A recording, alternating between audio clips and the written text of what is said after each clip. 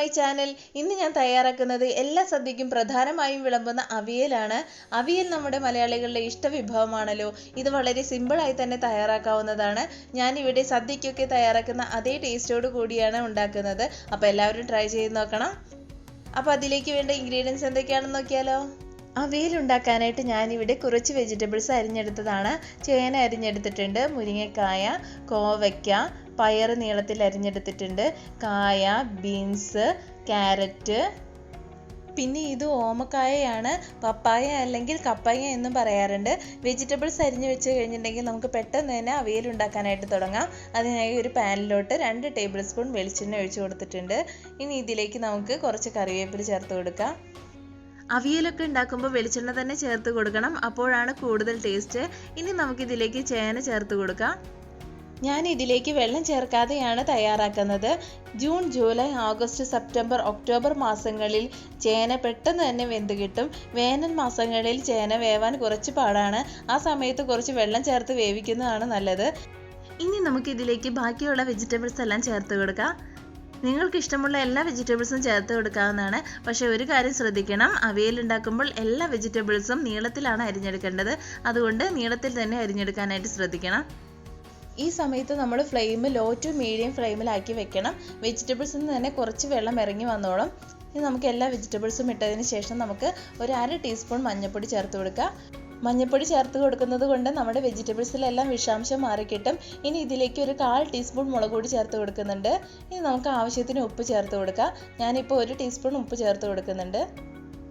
ഇനി നമുക്കിതൊന്ന് ഇളക്കി കൊടുക്കാം. മുളക് പൊടി, മഞ്ഞൾപ്പൊടി, ഉപ്പും എല്ലാ വെജിറ്റബിൾസിലും ആവാൻ വേണ്ടിയിട്ട് ഒന്ന് ഇളക്കി കൊടുക്കണം. ഇനി ഇത് അടച്ചു വെച്ച് വേവിച്ചെടുക്കാം.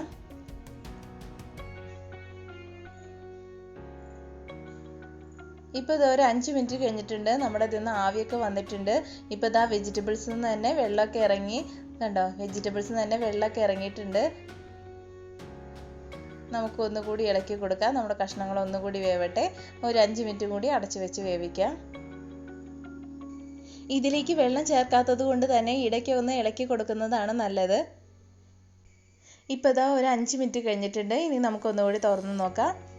ഇപ്പോൾ നമ്മുടെ കഷ്ണങ്ങളൊക്കെ ഒന്ന് ചെറുതായി ഒന്ന് വെന്ത് വന്നിട്ടുണ്ട്.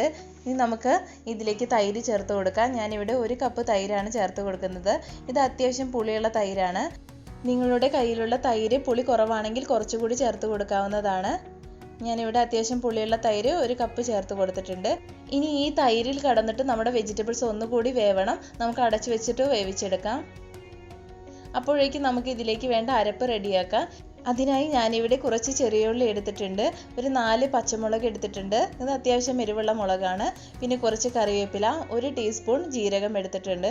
ഇനി നമുക്കിതൊന്ന് ചതച്ചെടുക്കാം. അവിയൽ ഉണ്ടാക്കുന്ന ദിവസങ്ങളിൽ ഞാൻ തേങ്ങമുറി ഫ്രിഡ്ജിൽ വെച്ച് ഒരു 2 മണിക്കൂർ കഴിഞ്ഞതിന് ശേഷമാണ് എടുക്കാറ്. അങ്ങനെ ചെയ്ത് ചിരകി എടുക്കുമ്പോൾ നല്ല നൈസായി നല്ല പൊടിയായിട്ട് തന്നെ കിട്ടും. ഞാൻ അങ്ങനെ ചിരകി എടുത്തതാണ് ഇത്. ഇതിലൊരു 2 കപ്പ് തേങ്ങ ചിരകിയതുണ്ട്. ഇനി നമുക്ക് നേരത്തെ ചതച്ച് വെച്ചിരിക്കുന്നത് ചേർത്ത് നന്നായിട്ട് കൈകൊണ്ട് തന്നെ മിക്സ് ചെയ്തെടുക്കാം. ഇനി നിങ്ങളുടെ കയ്യിലുള്ള തേങ്ങ ചിരവിയത് കുറച്ച് വലുതായാണ് കിട്ടിയതെങ്കിൽ ഇതെല്ലാം കൂടി ഒന്ന് മിക്സിയിലിട്ട് ഒന്ന് കറക്കിയെടുത്താൽ മതി. ഒന്ന് ചതച്ചെടുത്തിട്ട് നമുക്ക് ഇതിലോട്ട് ചേർത്ത് കൊടുക്കാവുന്നതാണ്. ഞാൻ കൈകൊണ്ട് തന്നെ നന്നായിട്ട് മിക്സ് ചെയ്ത് കൊടുക്കുന്നുണ്ട്.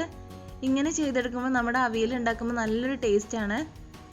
ഇപ്പോൾ ഇത് നല്ലപോലെ മിക്സ് ചെയ്തെടുത്തിട്ടുണ്ട്. ഇനി നമുക്കിത് കഷ്ണത്തിലോട്ട് ചേർത്ത് കൊടുക്കാവുന്നതാണ്. ഇപ്പോൾ ഇതാ നമ്മുടെ മോരെല്ലാം കഷ്ണത്തിൽ പിടിച്ച് വന്നിട്ടുണ്ട്. ഇപ്പോൾ ഇതിലൊട്ടും തന്നെ വെള്ളമില്ല. ഇനി നമുക്കിതിലേക്ക് തേങ്ങ ചേർത്ത് കൊടുക്കാം.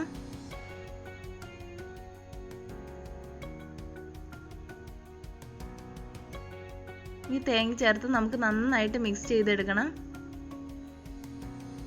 ഇളക്കി കൊടുക്കുമ്പോൾ തന്നെ പച്ചമുളകിൻ്റെയും കറിവേപ്പിലയുടെയൊക്കെ നല്ല മണം വരുന്നുണ്ട്. നമുക്കിത് നല്ല പോലെ തന്നെ മിക്സ് ചെയ്തെടുക്കണം. നമ്മുടെ തേങ്ങയൊക്കെ എല്ലാ ഭാഗത്തേക്കും എത്താൻ വേണ്ടി നമുക്ക് നന്നായിട്ട് തന്നെ ഇളക്കി കൊടുക്കാം. ഇതിലിപ്പോൾ പുളി കുറവാണെന്ന് തോന്നുകയാണെങ്കിൽ നമുക്ക് കുറച്ച് തൈരൊക്കെ ചേർത്ത് കൊടുക്കാവുന്നതാണ്. നല്ല പോലെ തന്നെ മിക്സ് ചെയ്തെടുക്കണം. ഇപ്പോൾ കണ്ടില്ലേ, നമ്മുടെ കഷ്ണം ഒന്നും ഉടഞ്ഞു പോയിട്ടില്ല. എല്ലാം കറക്റ്റ് പാകമായി വന്നിട്ടുണ്ട്. എല്ലാം നല്ല പോലെ തന്നെ വെന്ത് വന്നിട്ടുണ്ട്. ഇനി നമുക്ക് ഉപ്പ് നോക്കിയിട്ട് ഉപ്പ് വേണമെങ്കിൽ ചേർത്ത് കൊടുക്കാവുന്നതാണ്. ഞാൻ ഇതിലേക്ക് കുറച്ച് ഉപ്പ് ചേർത്ത് കൊടുക്കുന്നുണ്ട്. ഇനി ഇതുകൂടി നമുക്ക് നല്ലപോലെ തന്നെ ഇളക്കി കൊടുക്കാം. ഇപ്പോൾ ഇതെല്ലാം നല്ലപോലെ തന്നെ മിക്സ് ചെയ്തെടുത്തിട്ടുണ്ട്. ഇനി നമുക്ക് ഗ്യാസ് ഓഫ് ചെയ്തതിന് ശേഷം 2 ടേബിൾ സ്പൂൺ വെളിച്ചെണ്ണ ചേർത്ത് കൊടുക്കാം. ഇനി ഇതിലേക്ക് നമുക്ക് കുറച്ച് കറിവേപ്പില കൂടി ചേർത്ത് കൊടുക്കാം. ഇനി നമുക്കിത് ഇപ്പോൾ തന്നെ ഇളക്കി കൊടുക്കാനായിട്ട് പാടില്ല. ഒരു 5 മിനിറ്റ് അടച്ചു വെക്കാം.